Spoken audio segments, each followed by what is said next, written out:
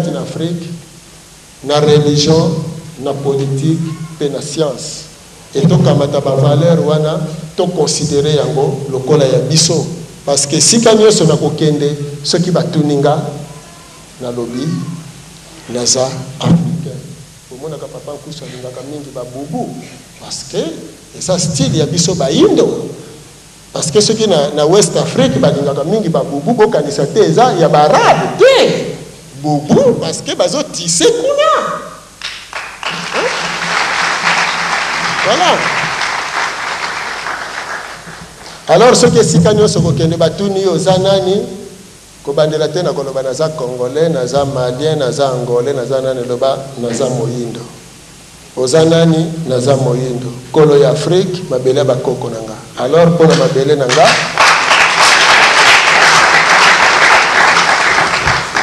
e bongi malamu bo mangai natika mabele pai ya bana nanga ke nazala na bomo ina kati ya lopango na yo lesa kangai biloko kopola mokona kokufa yo continue kozala kolo ya mabele na ngai soko za kolo mabele na nga seko za kolo ya nzoto na nga bakoko na biso bakundela bango na Afrique nzoto na bango milimo na bango eza ya kotelema pona bayindo bolata courage bobanga loposo pembete bobanga bapaya te bakoko kakosilisa bino te na mabele ya bakoko na bino soki bino boko bunda te nzete bundaka mbisi bundaka. En tant qu'Africain, au troisième point, je vais survoler les efforts qui ont été menés jusqu'aujourd'hui pour recouvrer cette identité et je chuterai sur les voies et moyens de reconquérir l'indépendance. Premier point, rappel général. Comme on vient de nous le dire, Dieu a créé les races, les ethnies, les tribus, les différents peuples. On dit que nous sommes tous fils de Dieu, mais le même Dieu a pris soin d'éviter de nous donner une seule et même uniforme. Il a donné à chaque peuple une langue propre. Il a donné à chaque peuple un régime alimentaire propre, un art propre, une danse, des instruments musicaux. On peut chanter en Kitetela, vous voyez que tous les Batetela, même ceux qui ne savent pas danser, bougent sur leur chaise. Peut-être que vous, Mukongo, ce rythme ne vous dit rien. Donc, il a évité l'uniformisation, que chacun s'affirme dans son identité, que les différentes identités se complètent. Est venu un moment, c'est ça les mécanismes d'aliénation, de perte de l'identité. Lorsque vient la colonisation, on va nous imposer une autre identité, extra-africaine, le colonisateur, pour que vous soyez considérés comme civilisés, parlez ma langue, dansez comme moi, habillez-vous comme moi, priez comme moi, ainsi de suite.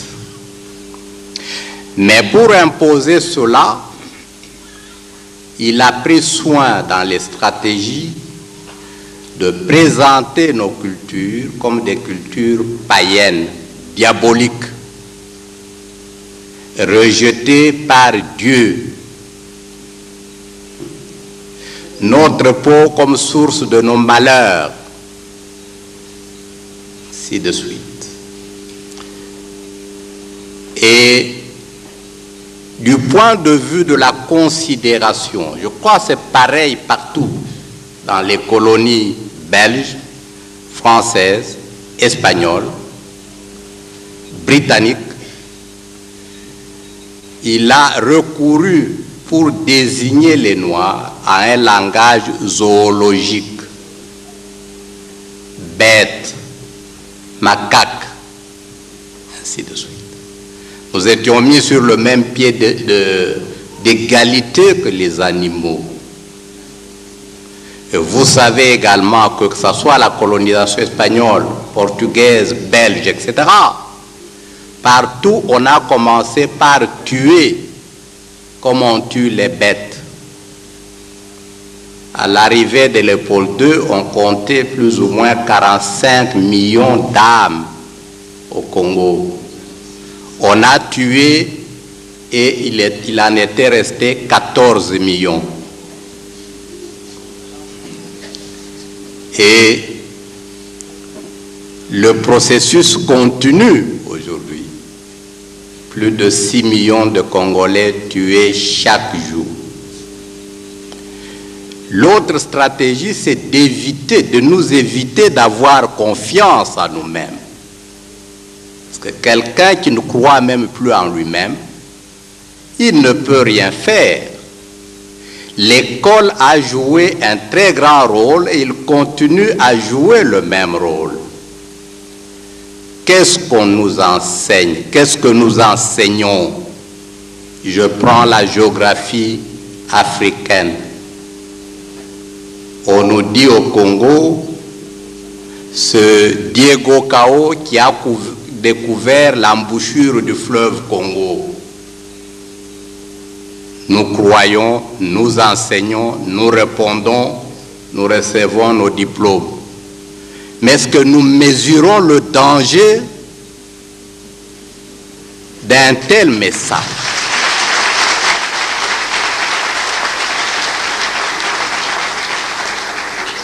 Ça signifie simplement que vous, les Africains, vous n'avez pas Dieu pour voir, des mains pour toucher, parce que les gens qui habitaient là-bas à l'embouchure, qui se lavaient dedans, qui puisaient de l'eau, c'était supposé qu'ils n'avaient jamais vu qu'il y avait un fleuve là-bas et de l'eau.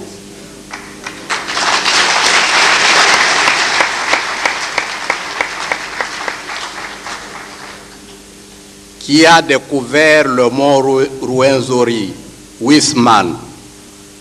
Donc, les Noirs qui cultivaient, qui habitaient tout autour, n'avaient jamais vu qu'il y avait une montagne. Voilà la source de l'aliénation. Nous ne croyons pas en nous-mêmes. On nous demande de l'argent, payer le minerval des enfants pour qu'on aille leur apprendre la chèvre de M. Séguin.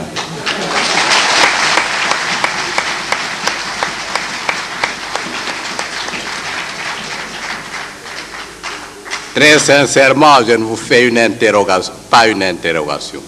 Est-ce que dans vos villages, il n'y a pas de chèvres?